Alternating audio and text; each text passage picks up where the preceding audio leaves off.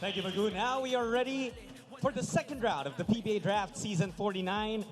Selecting the 13th overall pick or the first pick in the second round is the Rain or Shine Lasto Painters. Ang napili ng Rain or Shine Elasto Painters ay si Francis Escandor. F. Escandor, coming from the De La Salle Green Archers program, making his way to Rain or Shine as the first pick in the second round of the PBA Draft Season 49. At 6'1", etong si Escandor is a native of Davao City. Napapakyaw ang mga Lasalista dito, Doc J. Maraming talagang Lasal, applied for the draft and maybe a lot of them will probably be picked up. Another tough player, no? Medyo hindi masyadong kilala, pero alam mo naman, Rain or Shine, magaling silang kumilala. Marunong silang magpasa ng quality and the ability of a player to improve in the professional ranks. And the other thing that you want is joining the PBA draft at the right time. This guy is coming off a championship season under the tutelage of Coach Topix Robinson with the De La Salle University.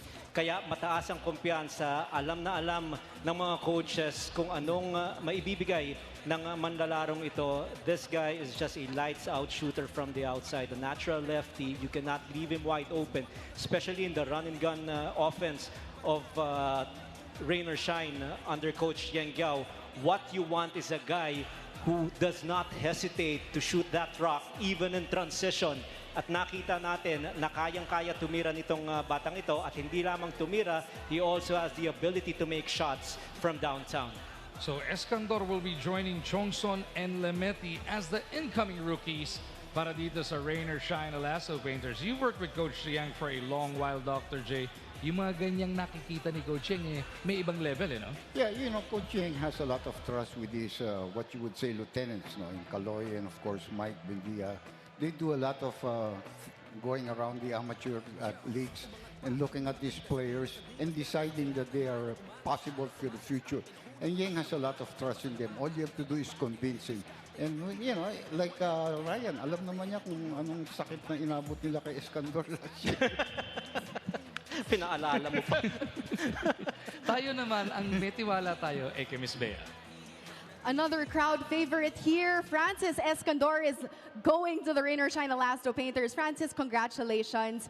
Now I read online, patience pays off. Could you just describe your journey leading up to the PBA?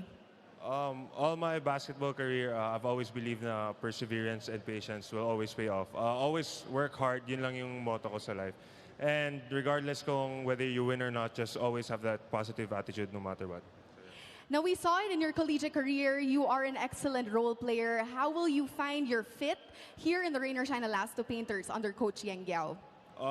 It all starts with my mindset, I think. I feel like I just need to be the best teammate I can be, provide good energy both on defense and offense, and I'll go from there. Yeah. Congratulations, Francis. Now let's turn it over to Judd. Thank you, Bea. Now it's time for the second pick of the second round dito sa PBA Draft Season 49. Selecting for this one, the Northport Batang Pier.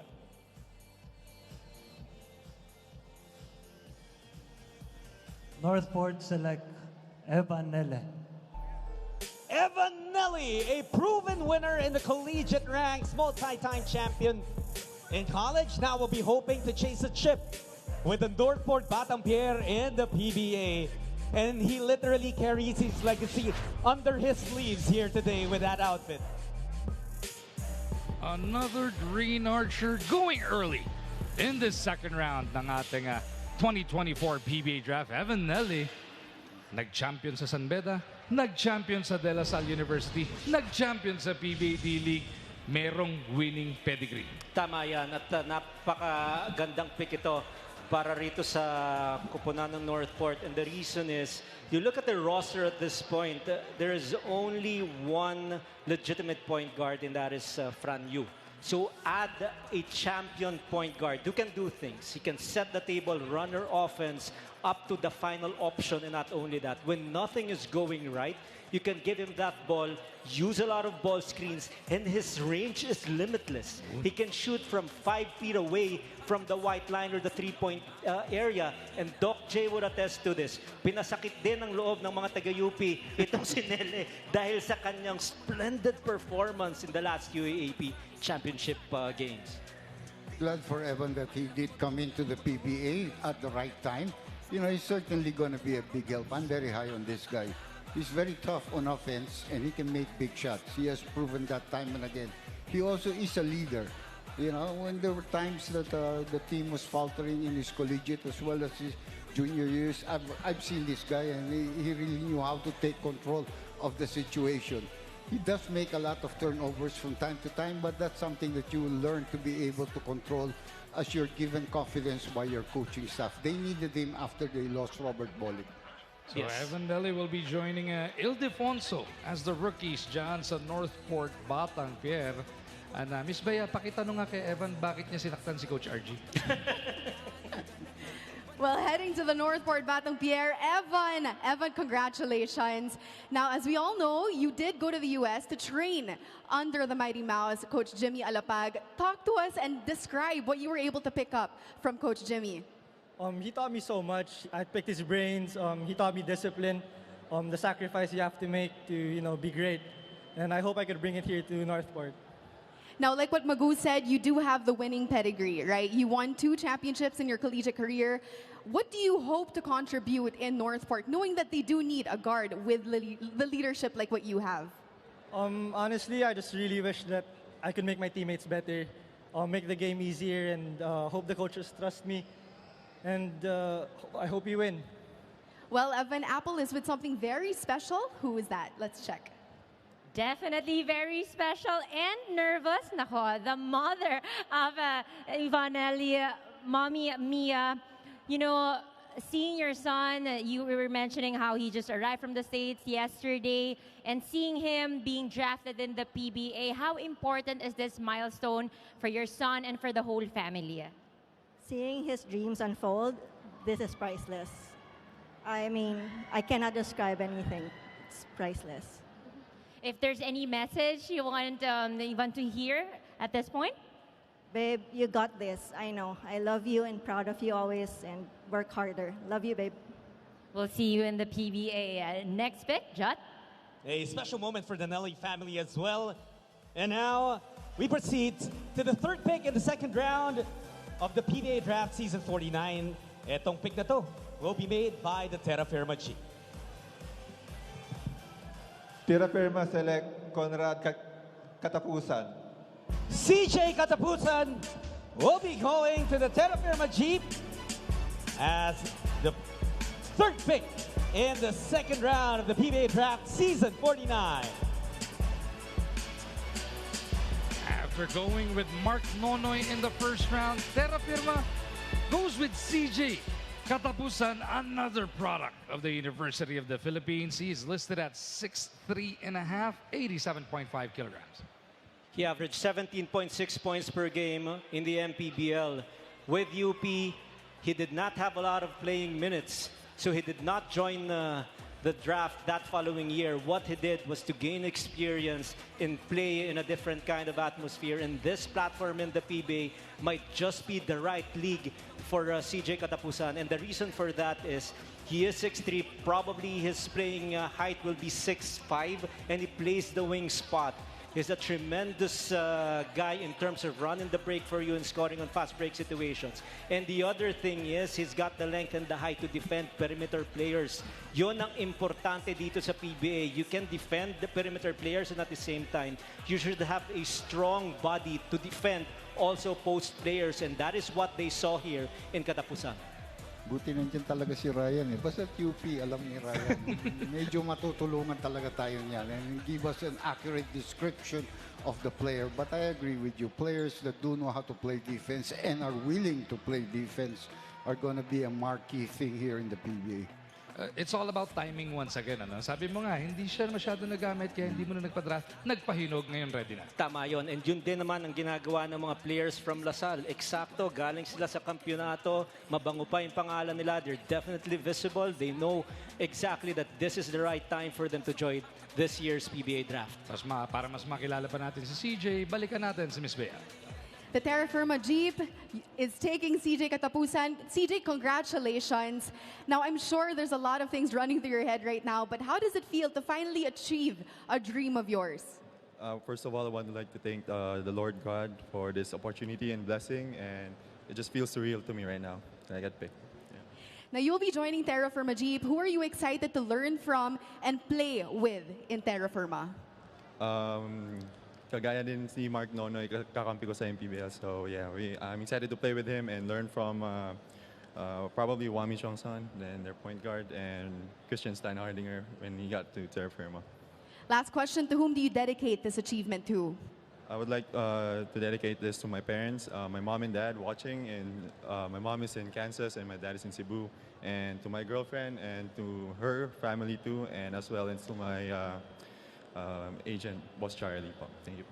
All right, CJ, congratulations. Now let's find out who the Rain or Shine is picking next. Judd? That's right, Bea. We're ready to call on our fourth pick of the second round of the PBA Draft Season 49. Making this pick is the Rain or Shine Last Toe Painters.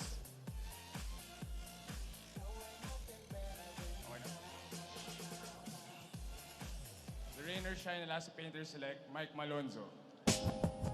Mike Malonzo will be heading to the Rain or Shine Elasto Painters, the fourth rookie that will be going to Rain or Shine out of this draft. And yet another Kapampangan getting drafted into the PBA, Mike Malonzo, heading over to Rain or Shine. He's just 24 years old and is 6'2.5". Yes, and playing height should easily be 6'3.5" with shoes on. And he averaged 7 points per ball game, 6.2 rebounds. He can do a lot of things inside the basketball court. And what you like about this guy is timing. Baka sakaling yun din ang inaasahan niya dahil you know that majority of the small forwards playing here for Rain or Shine, medyo limitado na yung kanilang playing time. So he's gonna come in and hopefully minutes will be accorded to him by Coach Yang Giao. And let's see what he can do in the minutes accorded to him by the coaching staff. There are a lot of good players already on the Rain or Shine Elasto Painters. And many of them are young. So it's really hard to see many of these other guys that are coming in the second round can be able to land a contract. But obviously, Rain or Shine can use some of the qualities of these players and maybe engage in future trades, because they're really filled up. They have a lot of players already. They've got Chongson, Lemeti, Escandor, and now Malonzo from this draft class. At may isa pang parating na pick para sa Rain or Shine. Yeah. That'll be at number 20 a little later on. I believe Malonzo is already standing by. Let's get to meet him more. Miss Bea? Yes, the Rain or Shine is taking Mike Malonzo. Mike, congratulations. Now, you did join the semi-pro, got the experience there. Could you tell us what you were able to pick up from that you hope to bring here for the Rain or Shine Elasto Painters? Una-una po, pinapasalamat ko po yung Panginoon dahil ginabay niya po ako sa journey ko sa basketball. Yung mga natutunan ko po sa MPBL, doon ko po napag-aralan kung paano po maglaro ng small forward, and I hope yung mga natutunan ko po doon magamit ko po sa pro. May tanong ako sa'yo, excited ka na ba to be under Coach Yang Giao? Opo, sobrang excited po na maging under po kay Coach Yang, and I hope na marami po ako matutunan. All right, congratulations to you, Mike. Now let's check who Ginebra will be picking next, Judd. That's right, for the fifth pick of the second round, the 17th overall pick ng PBA Draft Season 49, it will be Barangay Ginebra selecting. With the fifth pick of the second round, Barangay Ginebra picks Didat Hanapi. Ahmed Hanapi will be going to Barangay Ginebra as the 17th overall pick, the fifth pick in the second round of the PBA Draft Season 49. we are getting deeper into this class, looking for those quality names and players that are still there. Hanapi goes over to Barangay. 6'2", 85.5 kilograms, a natural shooting guard picked by Coach Tim Cone, played for the Adamson University. And you know that Barangay Ginebra runs the triangle. You don't really want to excel individually. You have to play within the system. And you know that Coach Tim Cone knows exactly how to get diamonds in the rough. Nakita natin yon sa performance ni Ralph Koo. All of a sudden, a starting shooting guard or small forward for Barangay Ginebra. And with this pick, Ahmad Hanapi, yun din ang inaasahan ni Coach Tim Cone, yung bang magkakaroon ng madaling adjustment to run their vaunted triangle offense. Well, I saw him for a couple of years with the Adamson team, and he's a good player. He has come in and really performed well, given them scoring when they needed. Not a very big-time name player, but a good one. And, you know, very helpful to a team like this. By the way, happy 40th birthday kay L.A. Tenorio. Yesterday. Oh, happy birthday. And yun nga, no, at this point, hindi ka naghahanap ng magiging superstar mo. Naghahanap ka na mag-fit sa'yo, no, Coach Charlie? Tama yan. It is about the system. And some coaches will get a particular player and run a particular offense or an offensive system. But under Barangay Ginebra, you know kung ano ang mga piyesang mag-fit dun sa offense ang tinatakbo mo. So yun ang inaasahan ngayon ni Coach Tim. Yung mga manlalarong pinik niya, akma dun sa offense ang kanyang pinapatakbo. Balikan natin si Miss Bea. Kasama niya si Amar. Dida Hanapi is going to the Ginebra San Miguel. Dida, congratulations. Now you are going to a championship team under Coach Tim Cone. How does it feel? What is running through your head right now? Unang-una po, alhamdulillah, napasok po ako sa pinakagusto kong team. Excited po ako na laruin kung ano po yung laro ko, offense, defense po. Ang daming supporters dito, sumisigaw para sa'yo. They are just as excited as you are. But I'm sure you are also excited to learn from the best, like veterans like L.A. Tenorio. Are you? Di po ako makapaniwala pero sobrang excited po ako na makasama po si Kuya L.A. All right, congratulations to you. Now let's go to the next pick, Judd. Thank you, Bea. Now we proceed to the 18th overall pick, or the 6th pick in the second round. Ang pipili ngayon, the NLEX Road Warriors. With the 18th pick, NLEX Road Warriors select Brandon Ramirez. A standout from the PBA 3x3 now heads to 5v5. Brandon Ramirez goes to the NLEX Road Warriors as the 18th overall pick of the PBA draft, season 49. Definitely a proven force do sa entablado ng PBA 3x3. Let's see how Brandon's game will translate pagdating naman sa limahan. Are you guys surprised na meron pang isang pangalan na inaantay ako, pero Brandon Ramirez, I am surprised na he's dropped this low. And obviously, what Coach John Wichico needs for his team, kinakailangan talaga nila yung mga matitibay sa poste, mga manlalarong makakadepensa kay Junmar Fajardo, pati na rin kay Stan Hardinger and the rest of the big men in the league. And what you like about this guy is he is a proven warrior. He likes to mix it up inside. He plays with so much physicality. He's easily 6'5 and a half, 280 pounds. And yun din ang napakita ng Meralco Balls in their previous encounter against San Miguel. You need live bodies to bang Junmar Fajardo, and hopefully that big man tires out. So ganun ka-importante as far as I'm concerned itong pick kay Ramirez, because 6 fouls, he plays for 10-15 minutes. He obviously will do a good job under the system of Coach John. Well, with the guys like return of Kevin Alas together with Bolek in the backcourt, what you really need is big men. Yun talaga ang kulang ng NLEX Road Warriors, and that's why they gambled their pick on this. It's not a proven quality yet, but he certainly has shown that he has the capabilities.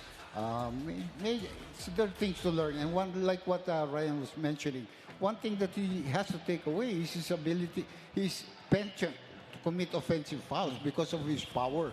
And this thing he's got to learn. Joe will teach you. Maganda lang dito, hindi lang power, may quickness din yang si Brandon. And mas kikilalanin pa natin siya with Miss Bea talking it up. Brandon Ramirez, we know you from the PBA 3x3. I want to pick your brain a little bit. What are your key takeaways from the 3x3 that you hope to bring now that you are at the 5-on-5? Yeah, I mean, playing for 3x3, I was able to develop, offensively and defensively at all three levels. So that was probably the biggest blessing I could have done for my career. And there's still a lot more to do with my work, and I know that I'm still out here to prove myself. And don't worry, like at the end of the day, I know that with hard work and everything, and trusting in the Lord, I'm gonna get there. I'm gonna get where where the NLEX and the management sees that they want me to be, and eventually I'll get to be that person that they envision, hopefully. Brandon, we know you as a big man that could operate from the inside and out, but how would you hold your own knowing that you will be going up against, players like Junmar Fajardo?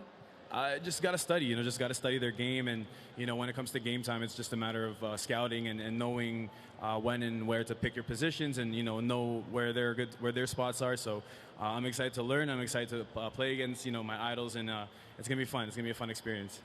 Brandon, congratulations. But we will now turn it over to Apple, who is with somebody very, very special. Yes, I am with Brandon Ramirez's wife, Veronica. You've seen Brandon compete in different tournaments. He's now transitioning from the 3x3 to the 5-on-5 in the PBA. How excited are you that he's now taking on a new challenge and opening a new journey in his basketball career? Well, first of all, I'm very excited to see him flourish in this PBA world again. He's made his mark here in the Philippines, and he's worked so hard, and we're all very proud of him. And I'm just so excited because, like we always say, everything happens for a reason, and I guess this is the right time for him to be in the PBA, and he's ready to make his mark. Brandon would love to hear a sweet message from you. Veronica, go ahead. We just want to say thank you for pursuing everything that you wanted to do, chasing your dreams, moving halfway around the world to do this.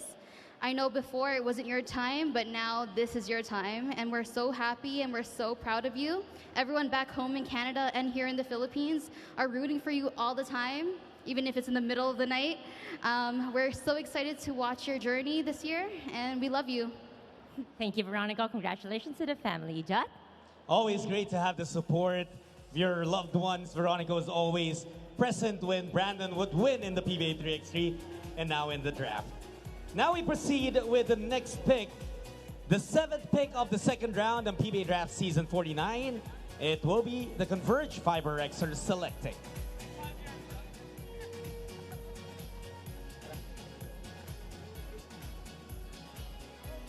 For the 7th pick, we select Paulo Havillonar. Out of the Letran Knights, Pau Havillonar will be going to the Converge Fiber Xers, their second big man pick in this year's draft.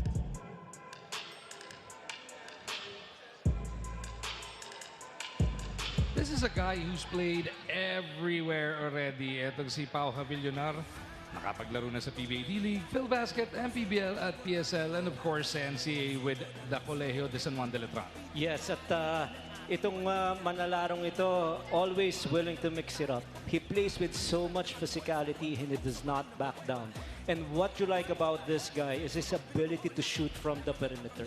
So obviously, if the ball gets in the hands of Justin Arana and somebody helps out, this guy can actually spot up and shoot that mid-range 15 to 18. He has it. But on the defensive end, Dr. J, alam mo rin yan, hindi aatras ito manlalarong ito. So napaka-importante na may ganito kang mga manlalaro pagdating sa depensa and just easily willing to mix it up inside, bang bodies, dive for loose balls, keep the ball alive, and play with so much passion and emotion. Yeah, he's a very tough player, and you can see that their picks are all parang improving their forward lineup. Pabuti ng pabuti yan. So much so that pagdating itong komperensya na ito, that 6'6" and under, pwede pa silang mamili talaga ng small forward na scorer because they have enough big men to help out. Havillonar is also a good finisher at the basket. Pag nakakuha ng rebound siya, he knows how to finish at the basket. Havillonar will be joining Balti Baltazar as the incoming rookies to help out this Converge franchise. Tama yun. At yun din ang nababanggit natin. Talagang nag-iipon ng maraming malalaking manlalaro itong Converge. Something that they lacked in the previous conference. And now in this year's draft, pinupunuan talaga nila yung mga importanteng mga pyesa para maging competitive sila in the next conference. Bea?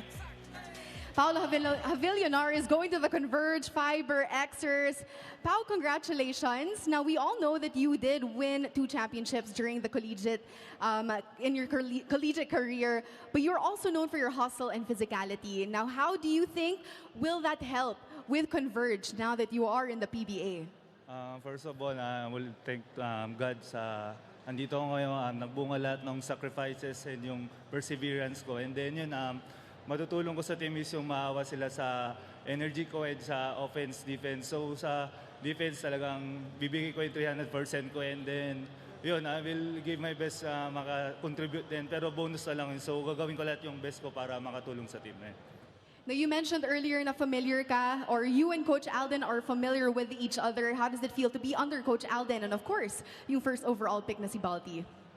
So yun, I'm thankful din ako kay Coach Aldin kasi dati pa nung bago mag-college talagang gusto niya rin ako type of a player. So fit daw sa sistema. So yun, sobrang thankful ako kay Coach Aldin na nandito ako. So pinik nila ako. Yun.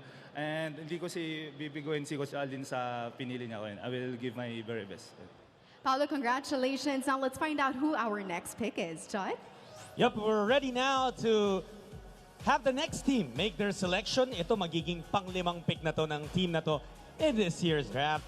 Choosing next with the 20th pick overall, pang-8 ng ating second round, we go back to the Rain or Shine Elasto Painters.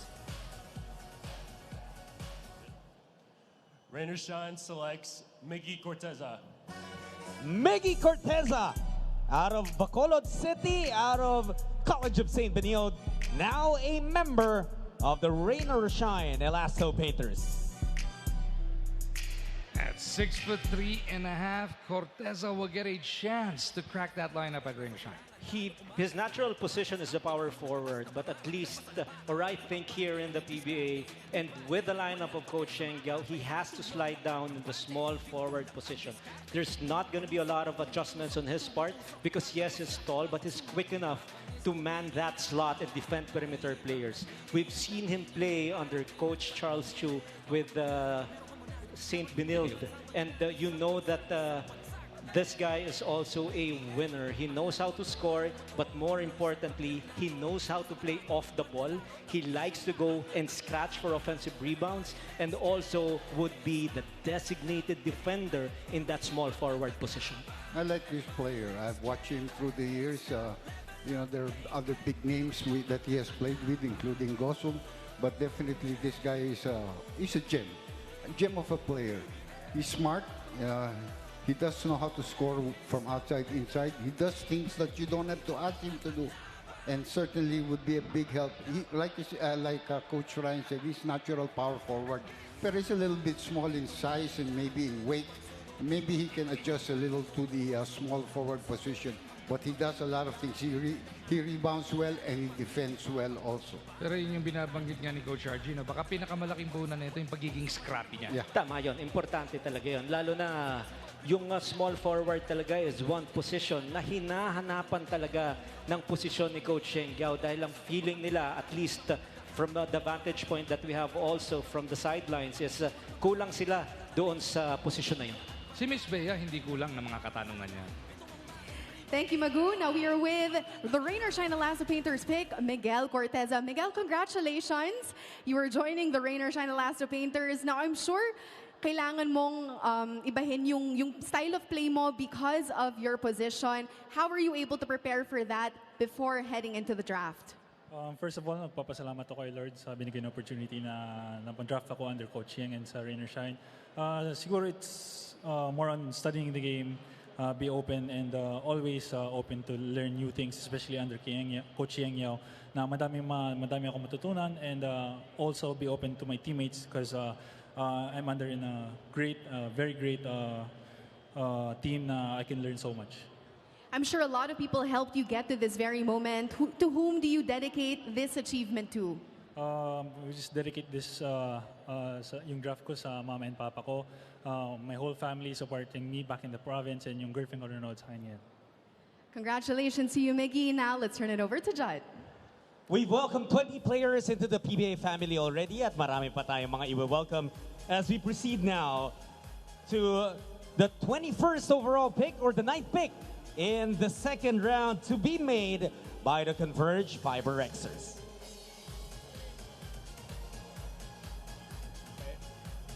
For the next pick, the Converge Fiber Xers picks Kuya Benjamin Phillip III.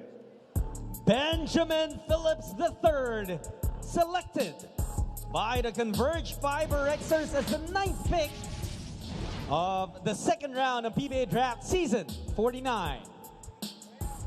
He was the second guy na pinagtataka ko na hindi pa nabibili, but Ben Phillips, all 6'5" of him out of De La Salle, he will be rejoining here Coach Alden Ayo. 6'5", 112 kilograms, also from De La Salle University stable, just won a UAAP championship, averaged 6.1 points per game in the PBA D-League. Offensively, there's still a lot of room for improvement for this guy. But what I specifically like about this guy, Dr. J, is his infectious character. He is a locker room player. You talk about someone who is positive, he's gonna bring it in and so much more. And you like players like that. Yung bang always positive, always playing with so much emotions and energy, but he was able to temper it towards the right direction. It's not a distraction. It will always help the success of a team if you have this kind of a spirit na meron itong si Ben Phillips. Itong mga last light, kilala talaga lahat ni Coach Ryan. But this guy is a good three-point shooter. I'm sure he's in the very high percentage three-point shooter. He's not a bad rebounder. Of course, not like his brother, but he is a terrific defender. And like you said, maganda siyang kasama sa loob ng kupunan because para siyang natural cheerleader. Hindi siya naghahanap ng playing time, naghahanap siya ng panalo para sa kanyang kupunan. And he will certainly help Converge in their outside shooting. And 21 names have been called already dito sa loob ng Glorieta Activities Center. We will be sending it back up to the stage for pick number 22 overall. Mr. Sulit, take it away. That's right. 22nd pick na tayo of this year's draft. It's the 10th pick of the second round. Ang pipili naman niya yun, Barangay Ginebra, San Miguel. For the 10th pick in the second round, Barangay Ginebra, San Miguel selects Paulo Hernandez. Paulo Hernandez, the newest member of Barangay Ginebra, as the 10th pick of the second round of PBA Draft Season 49.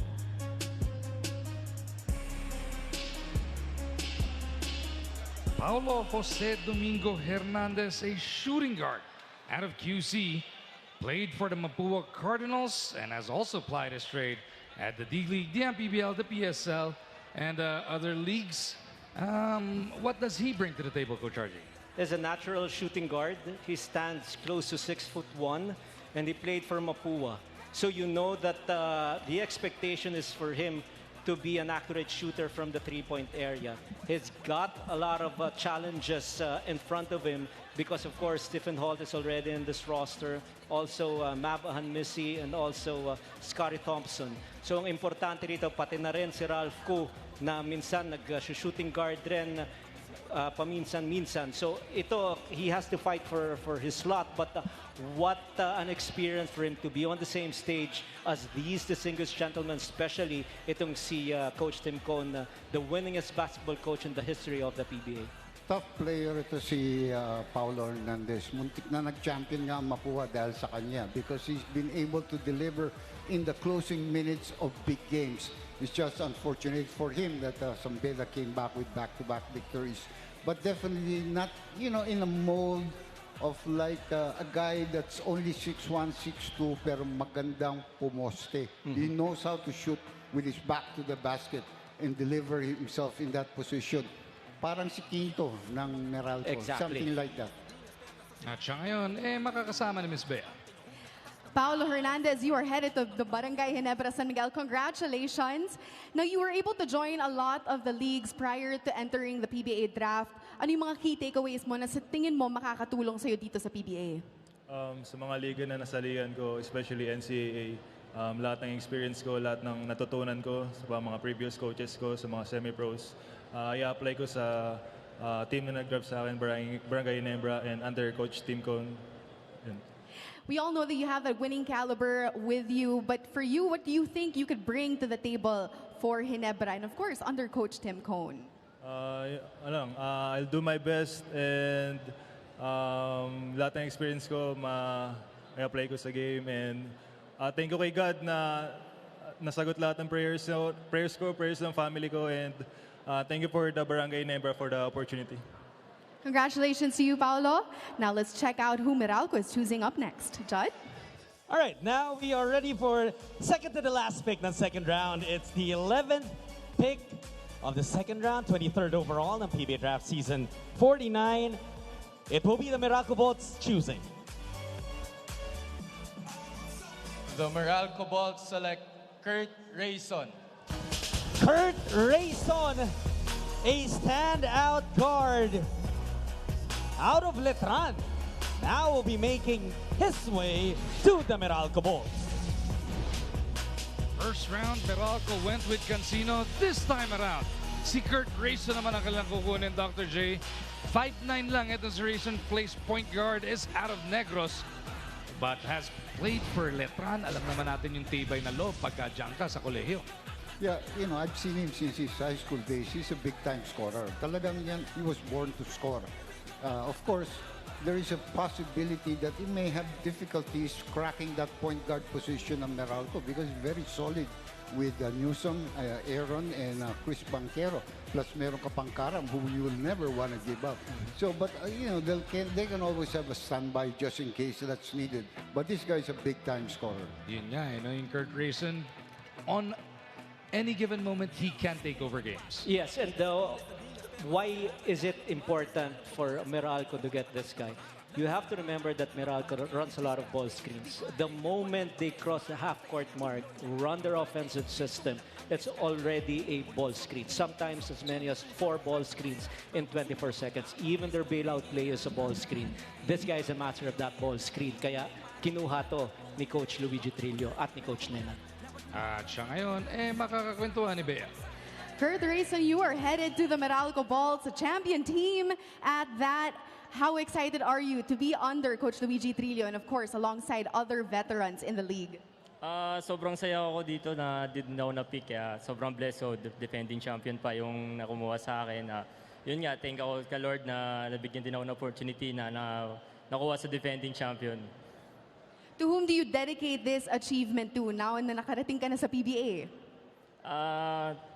Talaga, hindi ko ini-expect na ganito yung feeling ko ngayon na nandito na ako sa PBA, yung pinapangarap ko nung nagsimula ako sa basketball. All right, congratulations to you, Kurt. Now let's check out who the Converge Fiber Xers will be choosing next. All right, moving forward with the next pick. Last pick na po tayo ng ating second round, the 12th pick and the 24th overall, choosing for this one, the Converge Fiber Xers. For its next pick, the Converge Fiber Xers select Jason Credo. An Eagle announcing that another Eagle goes to their team. Jason Credo out of Ateneo will be heading to the Converge Fiber Xers.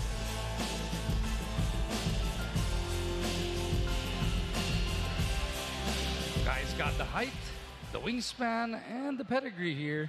Chat already mentioned, galing sa Ateneo basketball stable. Under the proud system of Coach Tab Baldwin, you cannot and you will not go wrong every time you pick a player from that Ateneo stable because they know how to play the game. They know how to be a good complement just to make a team successful.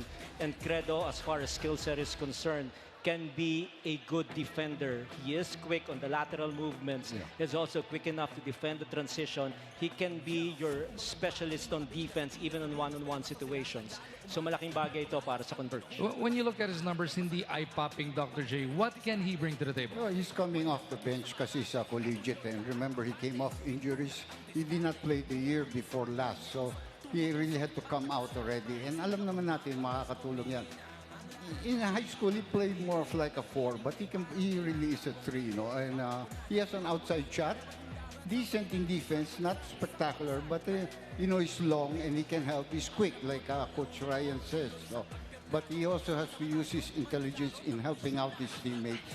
I think that he can help if they have enough space for him. So Jason Marie Lorenzo Estrella Credo will get a chance to crack that lineup over at Converge. So yung unang tatlong kinuha ng Converge, puro malalaki. And then now they go with a smaller guy, 2-3. Tama yun. At importante kasi if you're playing under Coach Alden Ayo and that vaunted mayhem defense, you have to have that defensive mentality first. You have to get your matchup 90 feet away from the goal, and you have to hound your defensive assignment up to the end. At yun, in order for Credo to crack a roster spot, and even playing minutes, he has to have his A game on defense. You know who's been hounding everybody all night long? Si Miss Bea. Balik tayo. Jason, congratulations. You are headed to a championship team. We all know that you are also a championship player with Ateneo. But for you personally, what can you bring to the table for the Converge Fiber Xers? Siyempre, ibibigay ko po yung 100% ko, and then kung ano man po yung kailangan ng team, kung ano po yung kailangan ng coaches na gawin, or yung mga little things, gagawin ko po lahat with the very best of my abilities. Could you describe to us your journey leading up to the PBA and, you know, just how special this moment is for you? It wasn't really easy, but then I just had to keep going. With all the adversities, I just had to keep going. Well, congratulations to you and best of luck. Now we will be back with more of the PBA Draft 2024 when we return.